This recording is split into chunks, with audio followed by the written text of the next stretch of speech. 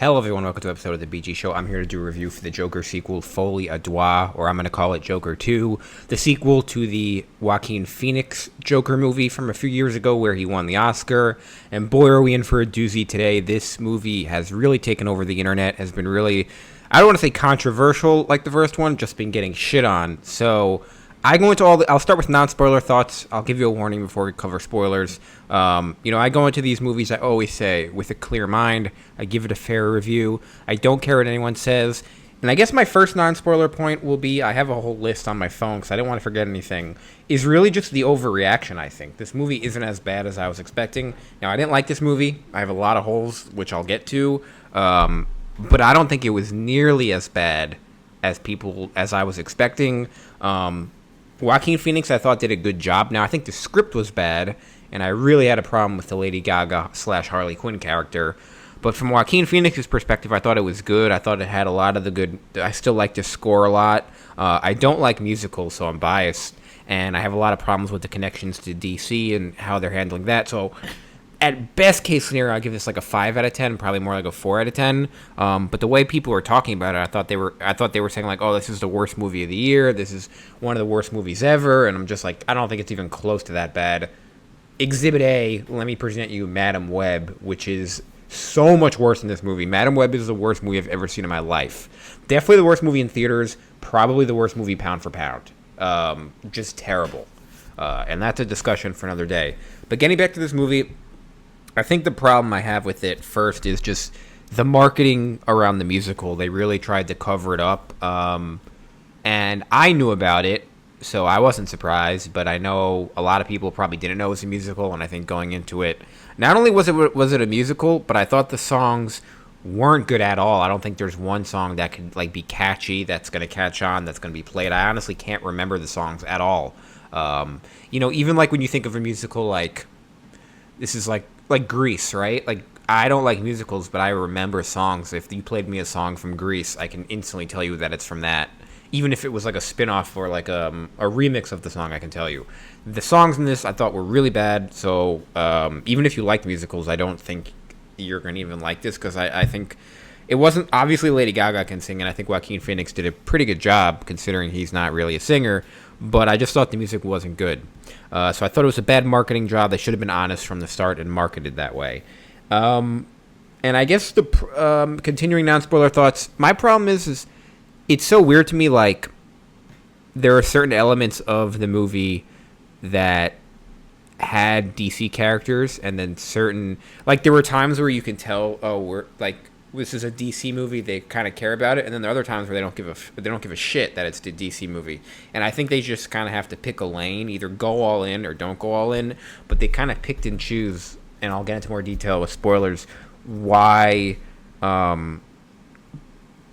like just they kind of just it was didn't make any sense, like with the elements. Like some was super accurate to the comic books, and some was like a total change. And I thought that was stupid.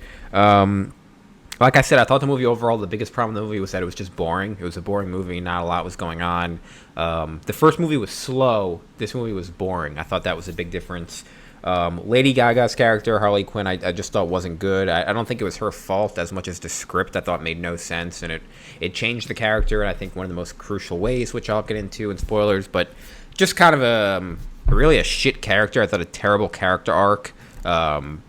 Just terrible. Yeah, just a bad character. I thought really kind of soiled the movie. And I think my last non-spoiler point is just, even if this movie was good, and it isn't, think about the time. DC just needs to stop at the spin-off projects. Think about the time period. Like, think about what else is going on in DC. We already got the Pattinson Batman movie, and we have the Penguin follow-up show, which is going on right now. There's a new episode tonight. And it doesn't have anything to do with that. So you possibly have fans of that universe who are now seeing this. And then you have the James Gunn stuff, which is starting next year with Superman, and it's also not part of that. So even if this movie was good, you create an issue because now you have a successful Joker that doesn't exist in the Pattinson universe, and it also doesn't exist in the DCU.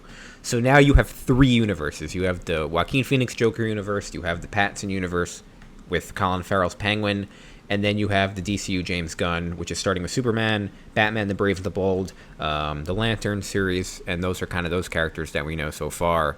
And I think that just creates major problems.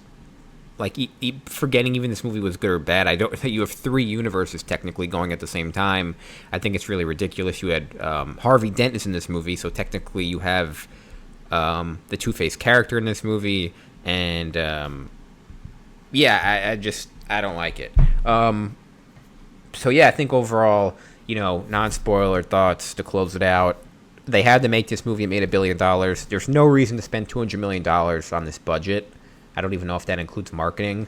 $200 million movies are specifically for Avengers movies. I would say Avengers movies, Jurassic Park movies, and that's pretty much it. Avengers, Jurassic Park, and Star Wars. Unless you're one of those three and you can guarantee a $1 billion return, there's just no such thing as a $200 million movie. But yeah, I don't think this movie was as bad as people were making it out. It was just kind of a slog of a movie. Not what DC needed right now, and it has, like I said, when it has the Penguin out and it has momentum. I just thought this was terrible timing, and it's not. I think if they had just spent like $50 million again making this movie, it'd be totally different. To spend $200 was such a mistake. And I thought just not a good movie, not a movie that I would recommend seeing in theaters. Give it a watch. You could have chopped 20 minutes off it, and I think it would have been better, because it wouldn't have been as long. But let me get into spoiler thoughts now. That's my non-spoiler review. Thanks, guys, for watching. And as always, I'll see you on the next one.